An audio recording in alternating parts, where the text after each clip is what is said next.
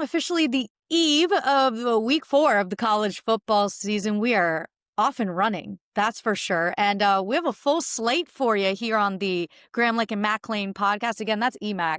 I'm Taylor Tannenbaum, filling in for our good friend Kelly Graham Lake for the time being, as she plays mommy right now, just having her baby Luke. I saw pictures of him today on social media. He's really, really cute. How you doing, EMAC? How you I'm doing? good. I'm ready. I'm ready to roll. We got another big weekend. I know we Ahead of do. us, headed down to your neck of the woods. You got there early. You got a different backdrop. Where you at? What are you doing? I'm in my childhood home right now in Plantation, Florida. I'm coming home to see my family, my little nephew. So yeah, this is my mom's office. So A lot of the zen, yoga some yoga poses, poses behind. yeah, it comes with the territory. So this is me now. Yeah. But I Also, am excited kudos to get having down your here. childhood home still. That's pretty awesome. If you ask my Very yeah, rare. if you ask my parents, that they're never allowed to move. So Yeah, good. you know what I mean. Good. Don't Hopefully, downsize. Any parents watching that are soon to be grandparents, or maybe kids are soon to be out of the house, don't downsize. There's no point. Everybody's coming back, and there's gonna be more. There's gonna be more yeah, that come we back. could spend a whole episode going through like my childhood Easily. closet. This would be Easily. crazy. It would be actually insane. But on the football side of things, EMAC, we do have a massive game down here. You have Yeah. now 4th ranked Miami taking on Florida, and it's an in-state rivalry. I know Florida's reeling a little bit. We're going to talk about that. But we have 3 more conference games, 3 more Power 4 non-conference games, including the one down here, which means, more chances for the ACC to help set the narrative and continue trying to pave a path toward more than one team in the college football playoff. That's what How we about need. that? That's what we need. I've seen some fun projections How do you? of the boys down south in Miami, your Tallahassee boys, and Georgia Tech? Georgia Tech. Could you imagine? There How is a fun. world.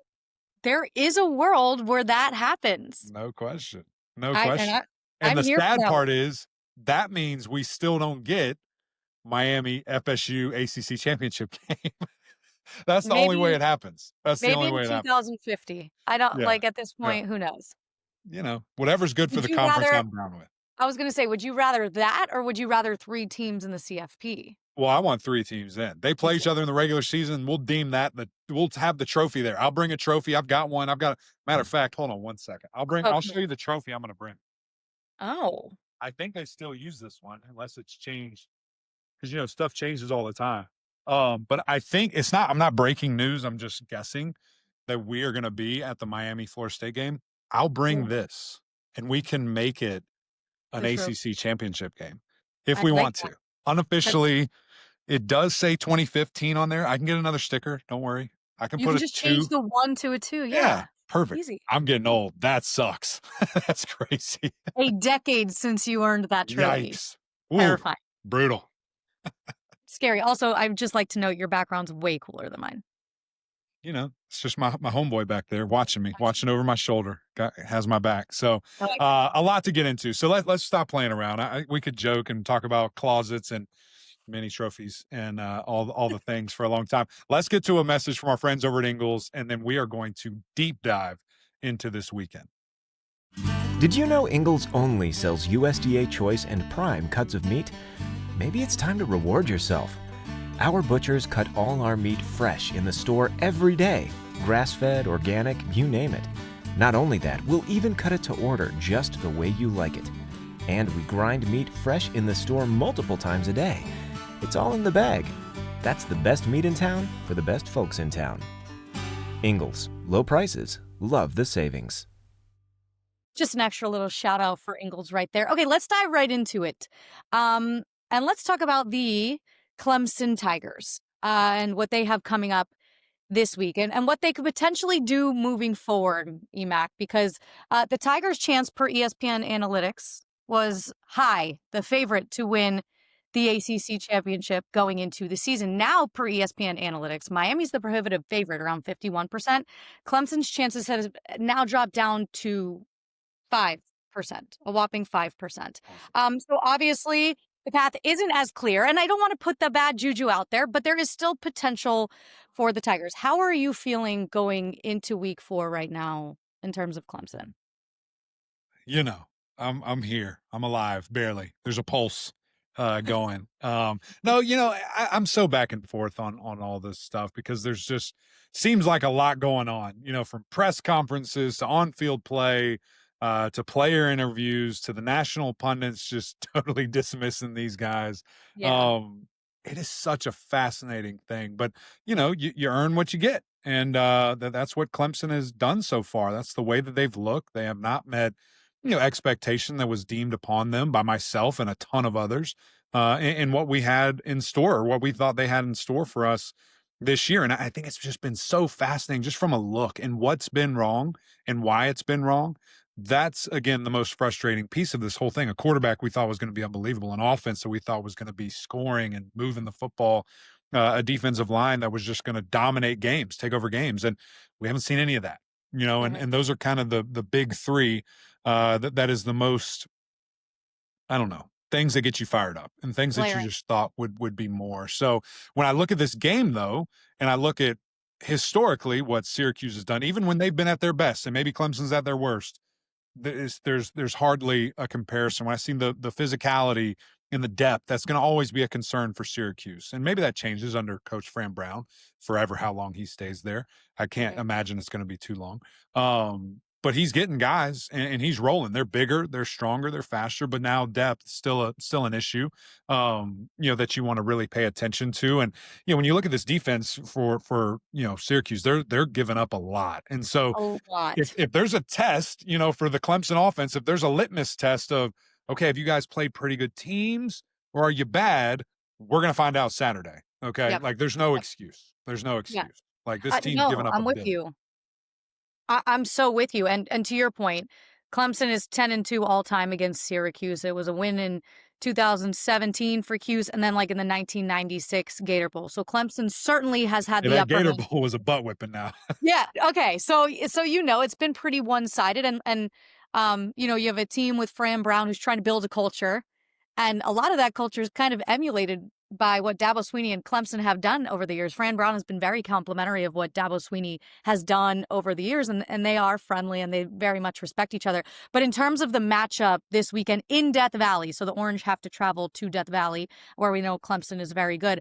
I too am thinking, is this the time we finally start to see that Clemson offense click? Because they are going up against a Syracuse defense that's ranked 16th right now in the ACC in total defense. They're allowing nearly 440 yards per game defensively.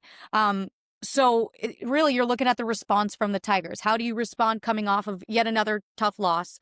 And can this be the week that you start to see it to believe it, right? Sometimes you have to see it to believe it. And I feel like maybe last year we saw that in the App State game. That really flipped a switch, and they saw how explosive and great they could be. And then they went on to win an ACC championship, go to the college football playoff. Is this the week that we finally see it? Now, if we don't see it this week, now we have to stop probably saying, is this the week? Like, no, I think the time is now for the Tigers. But I'm not, like I said on the radio this week, I'm not going to give up on Clemson until I see with my own two eyes that there's nothing left in front of them. Because look, everything that they're built on, and I actually respected everything Dabo Swinney said this week. Everyone has a different take. I didn't mind it. But yeah, I think the Syracuse defense versus this Clemson offense is the key this weekend. Yeah, it should be. It better be. KG used to have her you better nots. This is a you better do. Okay, this offense better, play to their ability and push the ball downfield, run the ball effectively, protect your quarterback, make the right reads, hit guys when they're open. All the things need to come to fruition right now. And am I sitting here saying you got to score 50? No. But it needs to look different. It needs to look and be efficient and explosive. And is Antonio back? Antonio Williams back? That'll help. Is Tristan Lay back? That'll help. And so seeing those different things, that some of it's outside of your control, some of it directly what you can control. But, I said this, and I don't think it's super popular. I don't think people like it, but Georgia Tech was Clemson's best offensive game in regards to getting the ball going, a little bit less mistakes, still a lot, and explosiveness. I mean, we saw Bryant Wesco get a 6-yard ball and take it 68 other yards himself for a total of 70 plus. So, more of that is what you want to see more consistently.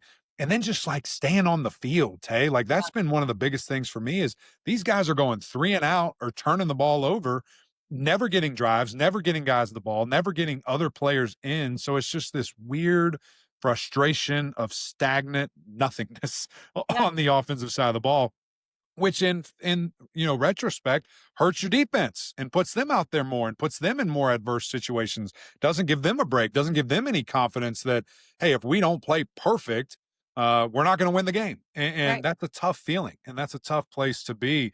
So there's just a lot that these guys have to do, and I want to see that. And Yeah. we won't spend too much time here. Maybe we will on TV. If not, we can talk about it another week. But I know we collectively, everybody's looking at Cade Klubnik, but there's a lot of quarterbacks around the entire country that were in these top tens, that some were higher than Cade Yeah. on whoever's list, that they're not performing either all Mm-mm. across the country. There was one I saw from some guys at On Three.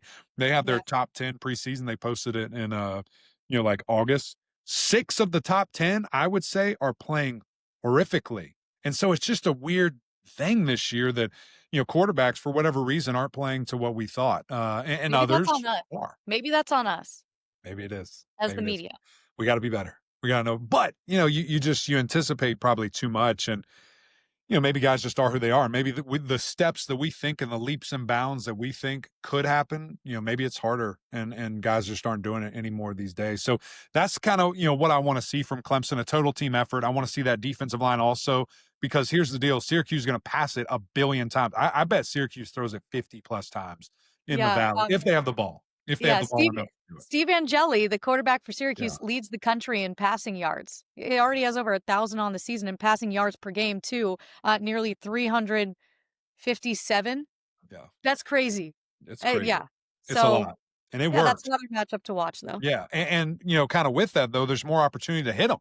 If you're the Clemson defense, specifically that Clemson defensive line, and he's been hit a lot. But I do want to say, with an asterisk, he's been hit a lot. He's been hit a lot because they throw it a lot. Like they throw it more than anybody in the country. So that's going to Right. be, a natural thing that happens. It's not like some crazy number that doesn't make any sense. It's Right. very relative to how much they throw it. But with that said, this is going to be one of, if not the best defensive line they play like it and show up. TJ Parker, show up. Like, let's see something, that is anything like what we saw a year ago and what we expected, to see this year. Will Held has been the best, most consistent, most productive Clemson defensive lineman, and he's your only transfer. So there's a little bit of interesting things kind of happening with the Tigers, and those are kind of some of the things I want to see them accomplish.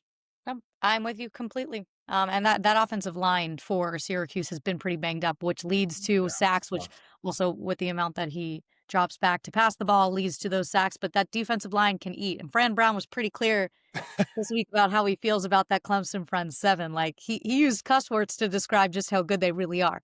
But he'll have his team fired up, and he knows they're the underdog. And he said this weekend in the boxing match, Canelo was the underdog, wasn't he? Yeah.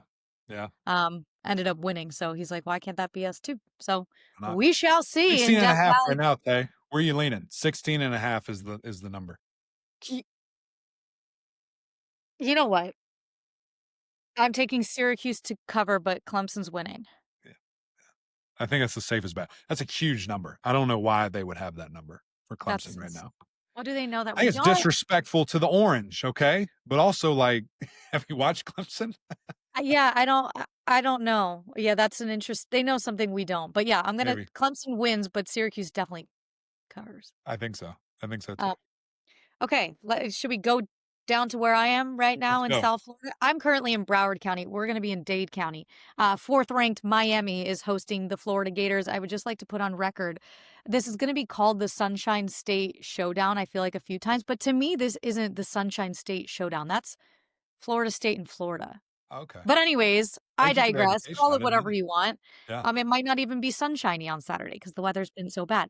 But you have teams in 2 very different places right now. A Miami team sitting undefeated with a couple of top 25 wins. And then you have a Florida team that has struggled to start the season. They lost to USF, and then they lost to LSU. And a lot of that was self-inflicted whether it be penalties and spitting on people or, 5 interceptions by your quarterback and DJ Lagway. So, I'm going into this game believing that Miami is in a place at this point where, um, this is a different team and a different program, and they'll treat this game like it is the next opponent, and not that they're bigger than them, but that they're just better than them. So I expect them to roll.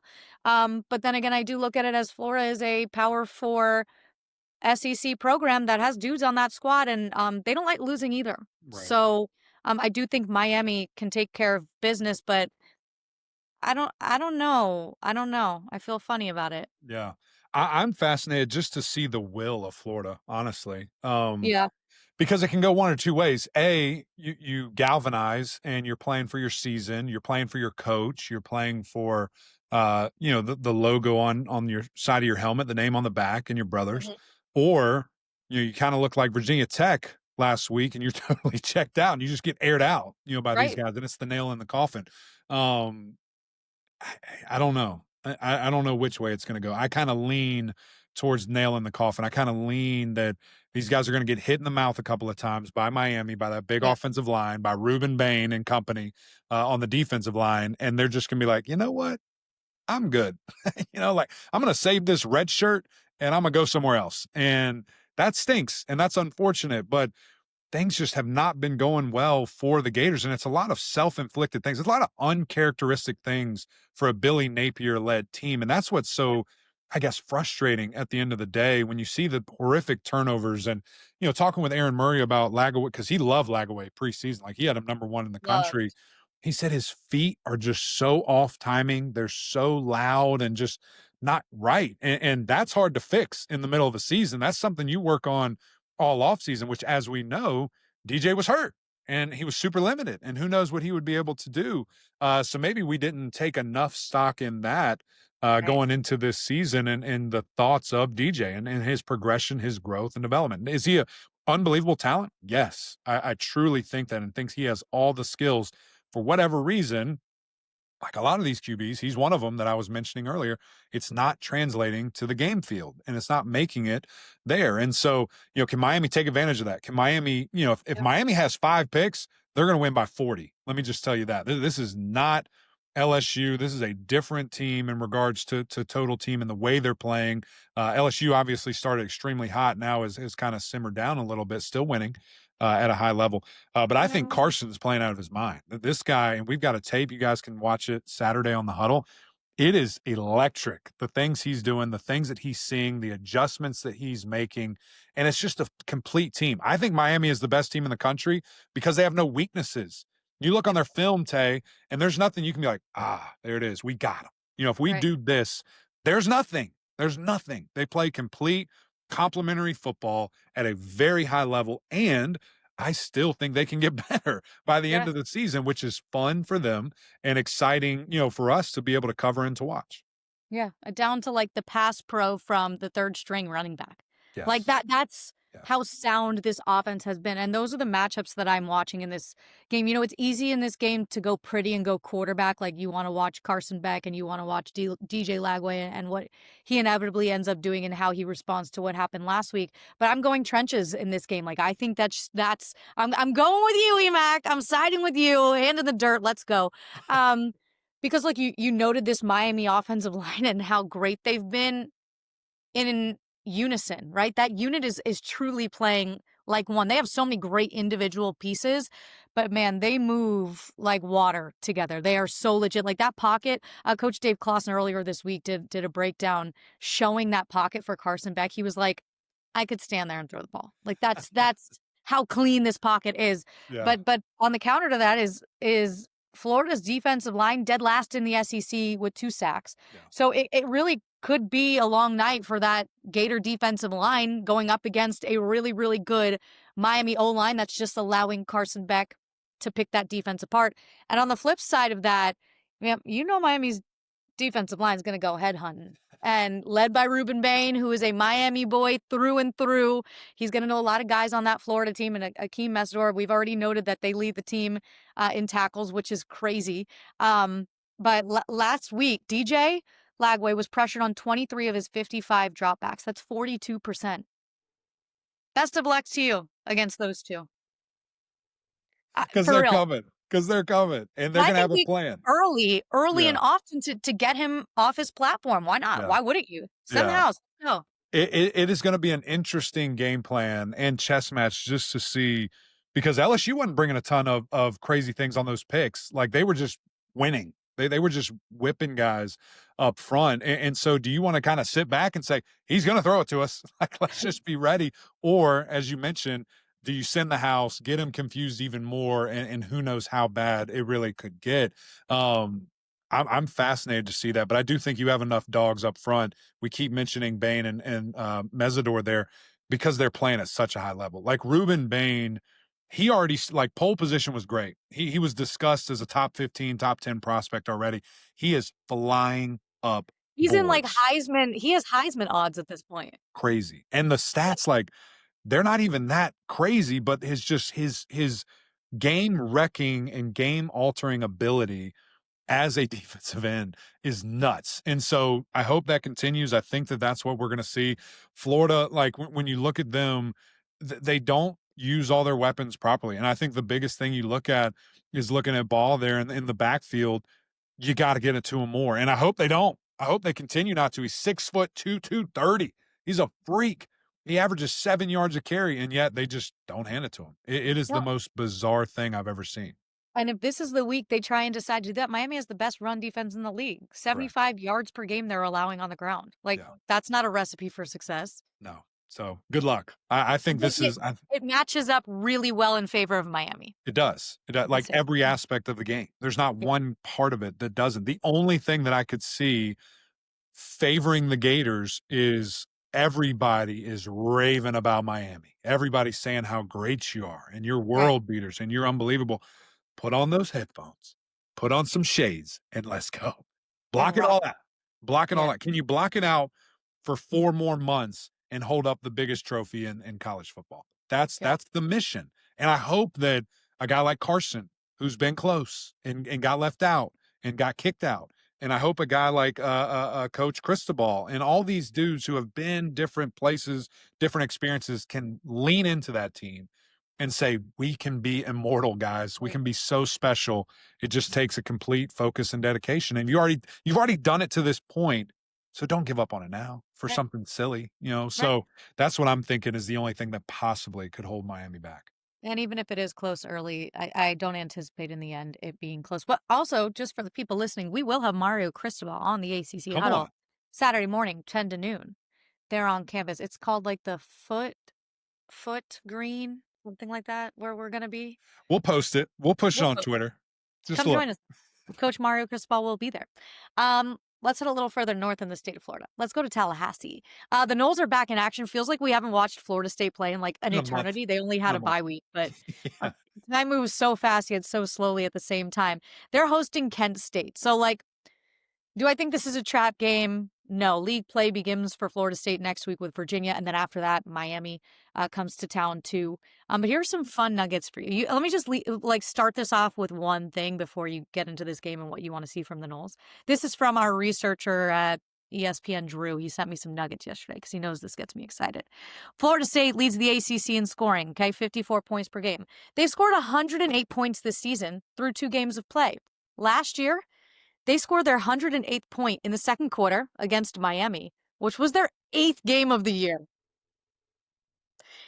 Overall, it took 118 minutes and 6 seconds of game time this season to reach that 108 mark. So 118 minutes and 6 seconds. Last year, it took 443 minutes and 26 seconds to get to that same number. This offense... You're better. You're staying there a little better. Yeah, I think the offense is different. It's just a little. That's all I'll say about that. But I'm just excited to see them back on the field, and for them, it's how do you respond to a bye week? What did you do in the bye week that will be productive for you moving forward when more important games happen? But how do you treat a Kent State game when you are the better team on the field? Yeah, I mean, to be quite frank, I want the exact same game that we saw 2 weeks ago. I want you scoring quickly. I want you executing. Want to see the ball being pushed downfield just, again, to prove that you can do it, to get comfortable doing it when you need it, when you got to have it, you can do it. guys being disciplined, not a lot of mistakes, not a lot of penalties, not a lot of MAs, and just that fire, of who we are and who this team can be. And, is this the revenge tour? Sure, however you want to phrase it. But at the end of the day, it's a new season, it's a new journey, and just want to see you go out there and dominate. And that's who Right. this team is. And I think that's what can separate you, from others around the country that coming off a bye week look a little worse. And then, the other way, handle your business against a lesser opponent. So I'm thrilled to see them again. I can't wait to see these Knowles. I think they're one of the best teams in America as well. Um, and they're going to continue to get better. I think Tommy is that guy. He is so fun to watch when he is running around and creating, but also just going through the offense. Like, 2 weeks ago, he was just managing that thing. Oh, Deuce is single covered. Let me launch this and see what he can do. And he comes down with it for a couple of touchdowns there. And just this run game continuing to evolve, young guys getting in and making a name for themselves as well, taking an advantage of those opportunities. That's what I love to see in these games. I think over 90 guys played in that East Texas A&M game. Yeah. Same type of thing. Let's develop depth. Who can we lean on? Who can we trust when we're keeping score and when the other team there isn't wearing your jersey color? So that's what I want to see from these cats in this game. And let's keep the bodies fresh. Keep Keep them them moving, fresh. keep them No, no, fresh, no. keep everyone prepared. Yeah. That's what I love to see. But I'm with you. Has anyone checked up on East Texas A&M after playing a couple of They got a lot of ACC? money in their bank account. They're doing good. They do. I know. Appreciate them so much for inflating those numbers that I just Yeah. read to you. They were a big reason for all of that. Okay, to the state of Texas.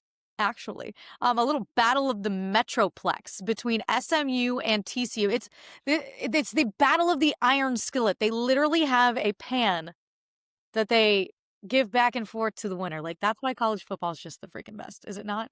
104th matchup between these two teams, and it's not on the docket anytime soon, which sort of sucks. But there's some history here, and of course, the TCU head coach is Sonny Dykes, the former SMU head coach, and you go back to last year, and this was really a tone-setting game for SMU against TCU. They picked up the win, and it was one that went a long way for them in terms of that committee room for the college football playoff. I don't know necessarily what to make of this game. TCU's offense is explosive, and last year it was a track meet, and SMU put up like 66 points. I don't know if we've seen that version of this offense just yet, but could this be the game that KJ and company emerge? And this defense, though, in my opinion, EMAC has to be the difference. Like, we've seen ebbs and flows of this young, maybe a little more inexperienced Mustang defense. Yeah.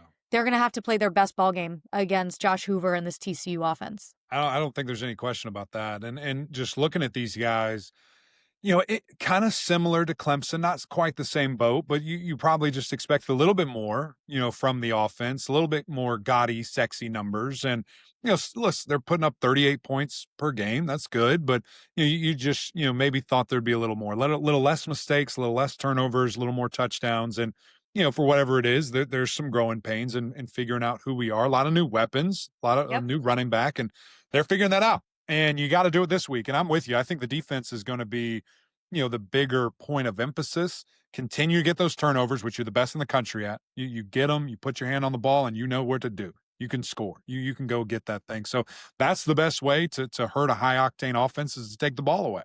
And if you can sustain drives and you can get them frustrated, when they do get the ball back, that's a fun recipe and seeing what they're able to do there. So want to see KJ take care of the ball, want to see him continue to flourish and build upon, the last couple of times that we saw him a year ago, to be that guy that's going to get them in the right decision, in the right spot. And, then just these running backs, for SMU as well. I've loved what I've seen from TJ Harden. He's kind of Love. emerged to me Yes. as the guy, that's going to be kind of the bell cow, other pieces, very dynamic pieces around him. And then just, you've got Ramilo Brinson and these freshmen balling at wide receiver. So I think I want to see a little bit more from the tight ends, a little bit more consistency from the offense as whole. But as you said and mentioned, it's going to be all about that defense and how can they limit, Josh Hoover, who's slinging the ball, throwing it really, really well, and this explosive offense, pushing the ball downfield. I need to see him playing at a high level and go, not necessarily shot for shot, but win this quarterback battle, this quarterback matchup here. Yeah, I agree. And maybe a benefit for SMU and this SMU defense is TCU's running back Kavorian Barnes. He did not practice Tuesday, was not at practice on Wednesday. I'm sure leading into the game, he'll be one of those game time decisions. Yeah. So that is an element of their offense that could potentially be missing on Saturday, which would favor the Ponies for sure. But that pass defense has to be better than 132nd in the country, which is where SMU sits right now, because TCU's top 20 in passing yards per game in the nation. So they've got to step up, and they will. Look, the 5 turnovers that SMU's defense forced in this game last year was really the big difference. They step up and continue. Club takeaways always open, no cover needed at the door. Give the ball back to this offense, and I know this offense will inevitably find the end zone, but this is one of those games, you just sort of alluded to it, UMac, like those little things will make all the difference. You saw it show up in that Baylor game. The little things were the big difference in Baylor coming out with a win over SMU, Right. making your field goals, or when you get to the red zone, find pay dirt as opposed to kicking 3, not getting, like they did against Missouri State, 12 penalties for 130 yards. They lead the ACC, SMU, in penalties, 26 on the season. Like, those little things make a big difference in rivalry games like this. So I anticipate they'll be prepared, and this would be a massive win. This would be a big win for SMU and really for the league in terms of the P4 non-con thing. I don't think there's any doubt of that. And on top of, as you mentioned, that Baylor game, how much did that help SMU for this moment? Very similar, offensive attack through the air, going to be pushing it downfield. Did that get you ready now? And you can take advantage of this, but you got to be better, than you've been through the air, because if not, Josh Hoover's going to have a career day and really be able to take over. Agree. That's one that I'm very much looking forward to on Saturday. Going to be fun. How about some ACC, some conference play? 2 teams know each other very well. They are right down the road from each other. Is NC State and Duke. And this one is in Durham. So NC State feels like has played the entire state of North Carolina at this point. So they will head to Durham, and they actually, Duke's kind of had NC State's number the last couple of years. They lost a pair to them. But you have a Duke team that has now lost back-to-back games to Illinois and Tulane, and you have an NC State team that is undefeated to start the season, and with a quarterback that's playing some great football and a run game that is ranked 4th in the ACC. How about it, EMAC? Pretty happy, feeling pretty good. You said, Duke's kind of had their number. How about 4 of the last 5? That's crazy. To think about that, and some of the good teams that NC State has had. Now, they haven't played every year. Those are that's 09, 13, 20, 23, 24. But still, that matters, and it's one of those things where maybe that's leaning into the number here, because Duke is favored, which if you've just been kind of watching from afar, you see an undefeated Wolfpack, undefeated in conference play, and a 1-2 Duke. You're like, whoa, what are you talking about? Well, what's the deal here? So it actually has even increased. It opened at 2.5. Right now it's at 3.5. Ooh. I don't know about that. I don't know what the people out there know. We'll see, I guess. But I feel better about NC State as a proven commodity and who they are, and handling pressure, handling big games. And I love CJ Bailey. I love Mensa too. But CJ's kind of doing everything he can and they're winning. Mensa's doing everything he can, some turnovers, and they're losing, which is really, really tough. And especially these 2 games they're coming off of, having a top 10 or top 11 opponent in Illinois come to town, then having the mental Olympics of going to your old school in Tulane and losing. And those 2 games, what was weird about those 2 games is they felt completely different. Like Illinois, you get blown out, but it felt like the game was way closer than it showed. Tulane, you lose by 1 score, but it felt like you were getting dominated the whole game. So really weird place where Duke is right now, and how do they bounce back? How do they lean on some of their veterans and their leadership? And, I think the most surprising thing about Duke right now is just that the defense isn't showing me more. I thought that those guys were going to be one of the best units in the league, and we're kind of reaching. We're kind of figuring out, who are we? What do we want to do? And some penalties and some uncharacteristic, things there. The other defense in NC State's just not very good. I mean, they're finding ways, and it's kind of bend, don't break. They make game-winning picks or game-winning plays defensively, but all throughout the game, you can kind of do whatever you want. Hey, they end up being the hero, though. And it's fine, but until it's not. And maybe that's why. Maybe, Vegas is looking at that NC State defense saying, oh, Mensa and the boys going to handle that. But we'll see. We'll see. I think this is going to be a high-scoring matchup. The number's 58.5. I might go over there just because the defenses have both been struggling and both offenses have been playing very well. Yeah, no, I agree with you. And Manny Diaz spoke about it this week. He said the biggest thing for us right now is defensively. That's our foundation at Duke. And that foundation hasn't necessarily shown up. Like while Mensa has had great numbers and has turned over the ball a little bit, the defense hasn't been playing up to what we typically see from Duke. Mhm. They had 27 takeaways last year. That was top Yeah. 10 in the country. Yeah. They have one this season, just one. So they really aren't turning people over. And outside of VJ Anthony up front, it hasn't been super productive in terms of getting to the quarterback or applying a ton of pressure. And against the run, I think that's going to be where this comes down to for this Duke defense. Can you step up against the NC State run game that has suddenly found power and making sure CJ Bailey stays within the pocket? Because as we've seen, like all 6, 7 of them can scoop. Right. All right. He can move like a little gazelle Yeah. down the sideline. But on the other side of that, too, is a Darian Mensah who in just a millisecond can flip the field. So, Yeah. um, I'm with you. I might take the over on this one. Aren't we supposed to be making picks? Don't you force me I to make wasn't picks? I wasn't gonna bring it up. We just kinda Oh, buzzed through them. It's all good. It's all should no, good. should we make a pick on this since it's a conference matchup I think you're yeah. Tell me where you're leaning. It sounds like you're leaning with me. with Duke? Oh, you're going Duke. No, I'm not going Duke. Oh, you're Wolfpack. not. I'm a big Okay, Wolfpack guy. I love me some Dave Dorn pack. I'm going Duke in this one. Are you? We're split. Oh, good. I love I that. am. I Good, good, think good. I think they've been their own worst enemy. They have. I think this is just they have NC State's number. It's nice. It's proofs in the pudding, proofs in the history. That'll be fascinating to see. See you on Saturday. Yeah, we'll figure it out. Two things you brought up that I do want to touch a slightly more before we move on here. Vincent Anthony Jr. has been balling. That guy, you talk about making yourself some money, 6'6", 250, and he has, 5, 6 sacks on the season. That's crazy. That's awesome. And he had 3 of them against Illinois. It was a game breaker, in that game. And how much will that affect? So that's a matchup you've got to watch. Find out where 7 is on the field, North Carolina State, and pay attention. All right, make sure you know where that guy is. And then you mentioned the run game. I mean, Hollywood and this offensive line have been marginally better. Hollywood in itself has been really fun to watch. That guy's running the ball at a very effective clip, 6 yards a carry, which is great.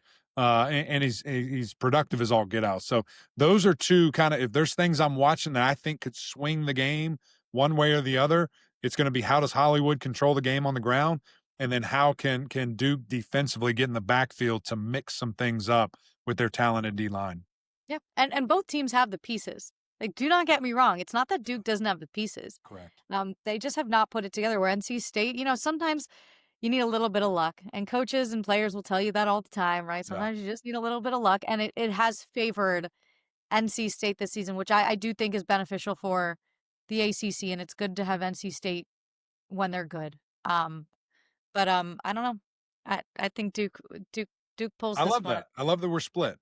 I I don't do. think so. I do. I think they're, like you Okay. said, they're their own worst enemy. They can't get out of their way. They can't get out of their own way, but maybe this is the week that they do on their Good. home field. I would say. Rollback just dropped their licensed game day collection. Polos, hoodies, Q-zips. Custom designed for your school. On game days, we wear Rollback, period. Another conference game this weekend is Virginia and Stanford, both coming off very big wins. Virginia with a program record 700 yards against William and Mary, and here comes Stanford coming to Charlottesville across the country. They're sitting at 1-0 in ACC conference play after knocking off Boston College last week. I'll preface this by saying the cross-country trip is not easy. It was not kind to the Eagles last week going out west. See how Stanford handles the travel to Virginia.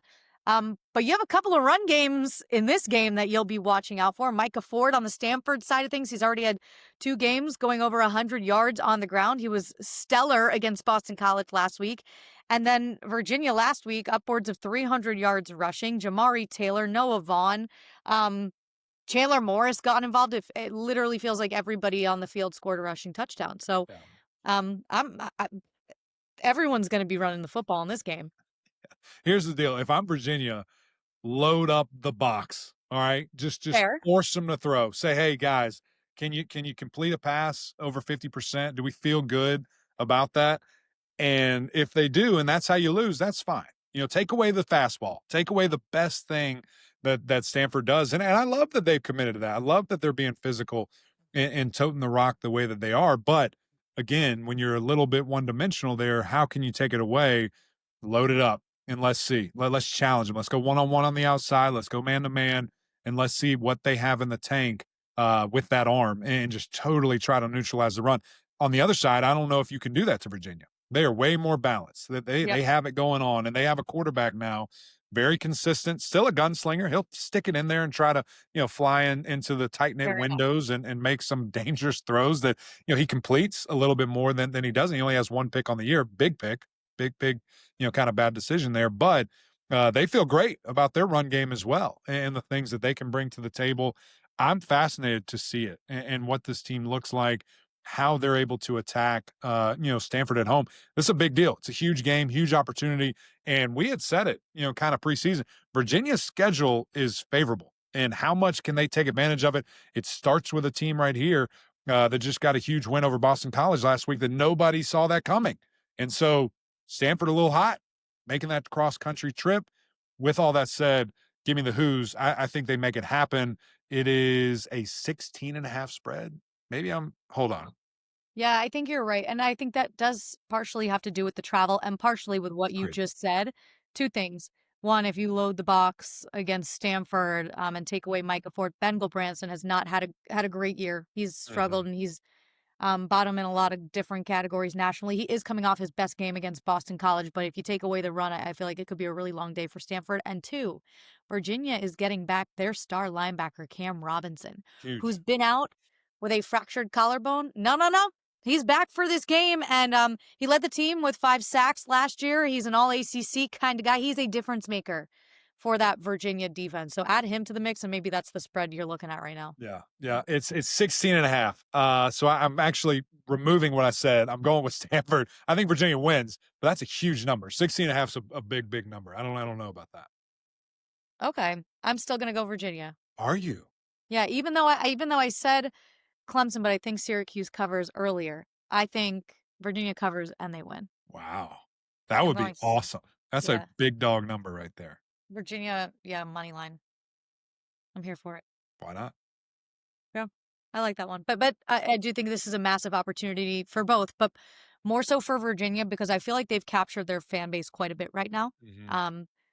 This is the time that Tony Elliott in this program in year 4 for him can turn the page. Not that Stanford's like an old ACC foe and this big mighty beast in the league, but they have momentum coming off last week and the way the season has started and being so close against NC State. You want to keep that going, and things are feeling good in Charlottesville. I think that's really important for a program that's trying to turn a corner. Yeah, no question. I'm with it. How about the other California boys? They're traveling. They're going to San Diego. Okay, and Jaren Kiave, Sangapolatele, I know you know how to say it now after our long lesson on the ACC huddle last week. They're staying in the state of California. They're playing San Diego State. So I've been really impressed, obviously, with Cal and their freshman quarterback. But defensively, dude, they lost so many pieces, EMAC, on defense, including Craig Woodson, who led the country nationally in takeaways. He was incredible. He had like 7 interceptions on the season. He's now a starting DB for the New England Patriots. They've really stepped up and filled a lot of voids. And starting with that linebacking core, as great as the offense has been, I think the defense has been really good for Cal too. They've been fun. And, we only saw Cade Olave for half a game, last week, and he still balled out and almost had double-digit tackles. But to me, it is all about Sangapolatele. I was so close. The confidence. I almost called him Latte. Sangapolatele. Right? Got it. Sangapolatele. Sangapolatele. There we go. He's fun. A lot of people are paying attention to him. Jimbo Fisher said a week ago that he was the best pure passer in the ACC. Good. I don't know who heard that, but now everybody's talking about this kid and everybody's really excited. And, watching his tape, it's super smooth and lefty, big cat, looks like he has, control of the offense, and he's slinging it around. I'm fascinated to keep monitoring this and just see how he's going to continue to progress. How is he going to continue to lead this team, especially when the level of competition, ramps up in an ACC play? But he's as smooth as it gets. and really fun to watch. So that's going to be something Cal fans, and the Calgorithm is full steam ahead Algorithm. there. Yeah, no, and you know what the biggest difference for Cal has been this year so far? And I know they've only played a couple of games. Last year, 5 losses by 1 score. Yeah. They've been closers this year. They're outscoring Mhm. opponents 30-9 in the 4th quarter. Don't keep it And close. that was Blow them the out. biggest difference for Cal last year between like a 8-9 win season and the season that they had. They can flip that script. I love what Justin Wilcox does over there on the West Coast. So, funny nugget for this game before we move on to our last game real quick. The home team in this series between Cal and San Diego State has always won. And Cal's going to San Diego State. That's just like a weird quirk. Is that a fun So nugget?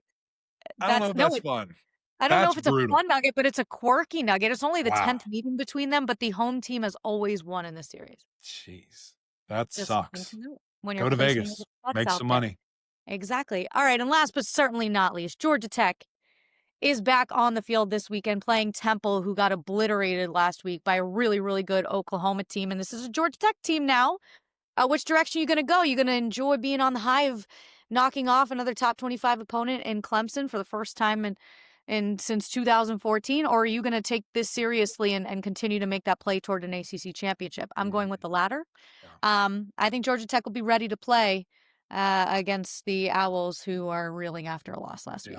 Yeah. I don't think there's any doubt about that. You talk about quirky and interesting stats. What have I told you that Georgia Tech's leading rusher was a quarterback, I saw and that. Georgia Tech's leading passer is a different quarterback, and they don't run a 2-quarterback system. That's just bizarre. It's super weird. Aaron Frilo is leading the way for the Jackets with 373 through the air. Haynes King with 260 on the ground. Just a freak of nature. Bizarre. It's bizarre to see that. I'm excited to see these guys back out there, and I love what Coach Cuse said about this game. This is the biggest game of the year because we're in it and because of what we did. That's an awesome mentality to have. And as you continue to rise, and hopefully that number beside your name gets smaller, that's going to be a bigger issue and something you really have to focus on. And I think that they've got it going on. Like these seniors, these guys, they've been through enough valleys that on this climb up the mountain, they understand that air gets really thin. And, it's something where they have to go and accomplish big things and all come together. I'm excited to see where it goes because I love this team and think they're super solid. Great opportunity in front of your fans and, to make some more noise here for the Yellow Jackets. Yep. I agree with you. And obviously health is the most paramount thing. Everybody get out of this healthy. What I was most impressed with last week against Clemson was the little things that they did right fundamentally, converting the 2-point conversion. Getting that was really a key in the game. The way they ran the field goal operation at the end of the game, the way they didn't turn the ball over, they didn't beat themselves with penalties.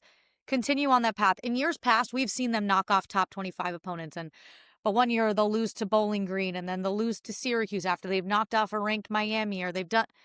This is the year that they need to make sure they're winning the games they're supposed to while also knocking off those top tier opponents. And that will be the time that this team finally, for real, they're peeking around the corner. It's there. I'm all in on Georgia Tech. Come on. But to get around the corner, you have to beat the ones you're supposed to. And they've left some of those on the table in 23 and 24. Can't do that. I agree. Can you take a step? It'll be fun to see. Big weekend, friend. Can't wait to be down there in South Florida with you soon. Appreciate you guys. Thanks for tuning in. Thanks for watching. Jump in the comments. Tell us what you think about this week. Did we miss anybody? Are you thinking somebody's going to roll? Tell us what you think about kind of the big brands in the ACC. And of course, subscribe. If you're here still listening, you got to jump on and you're not on the journey with us. Appreciate you guys. Appreciate Ingles. And until next time, we'll see y'all. See ya.